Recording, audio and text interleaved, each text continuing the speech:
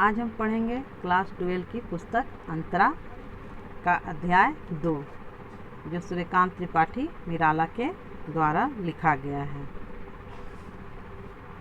निराला का जन्म बंगाल में मेदिनीपुर जिले के महिसादल गांव में हुआ था।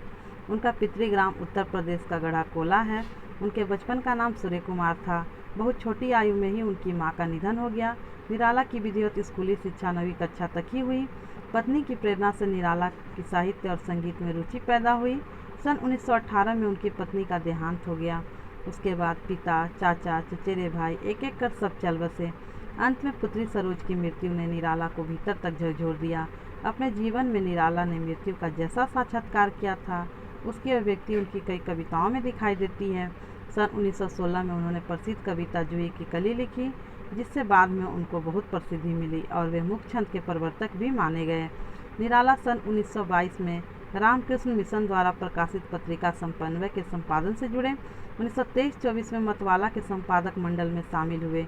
वे जीवन भर पारिवारिक और आर्थिक कष्टों से जूझते रहे। अपने स्वाभिमानी स्वभाव के कारण निराला कहीं टिक कर काम नहीं कर पाए। अंत में इलाहाबाद आकर रहे और वहीं उनका देहांत हुआ। छायावाद और हिंदी की स्वच्छंदतावादी कविता के प्रमुख आधार स्तंभ निराला का काव्य संसार बहुत व्यापक है।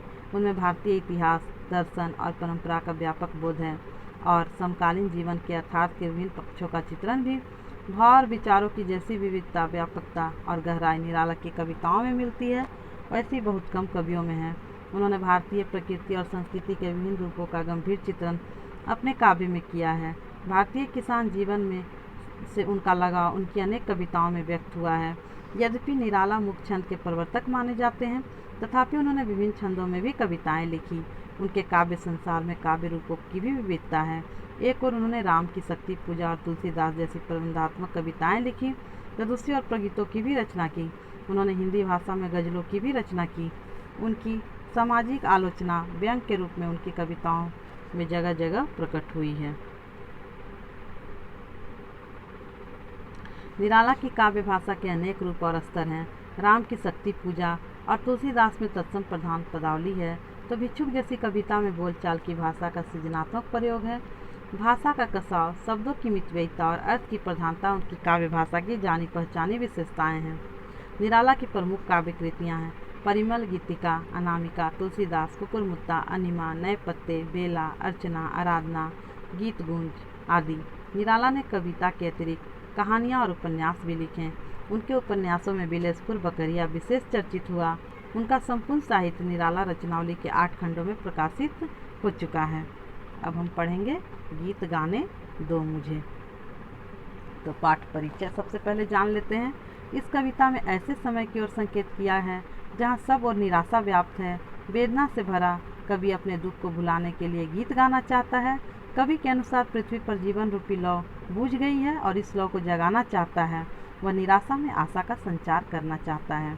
गीत गाने दो मुझे तो वेदना को रोकने को, चोट खाकर राह चलते होश के भी होश छूटे, हाथ जो पाथे थे ठग ठाकरों ने रात लूटे, कंठ रुकता जा रहा है आ रहा है काल देखो। यहाँ निराला जी कहते हैं कि जीवन में निरंतर बढ़ रहे दुख को कम करने के लिए मुझे गीत गाने दो। वह अपनी वेदना को कम करने के लिए गीत गाना चाहते हैं। अपने जीवन में लगातार एक के बाद एक दुख आने से और लगातार संघर्ष करते करते कभी टूट चुके हैं, उनके होश उड़ चुके हैं। निरंतर आघातों के कारण होश वालों के भी होश उड़ जाते हैं। अब जीवन जीना आसान नहीं है। कवि के पास जीवन जीने के लिए जो थोड़ा बहुत था, वह भी ठग यानी कि प्रशासक वर्ग व ठाकुरों पूंजीपति वर्ग ने छल कपट से लूट लिया। कवि का अपनों ने, समाज ने धोखा दिया है। पीड़ा सहते सहते कवि का गला रूंध गया है। उसके गले से आवाज़ नहीं निकल रही है।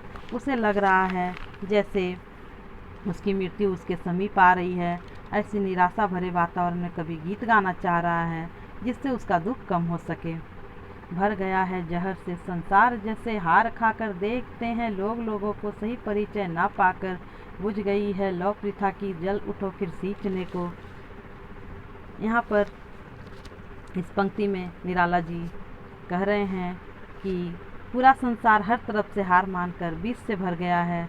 लोग एक दूसरे को पहचान कर भी सही परिचय नहीं देते। लोगों के बीच मानवता, प्रेम और भावनाएं खत्म हो चुकी है। लोगों में जीने की लालसा खत्म हो चुकी है। कभी मानवता की लौ फिर से जलाना चाहता है, वैसे गीत गाना चाहता है, निराशा से भरे संसार में आशा का संचार हो सके।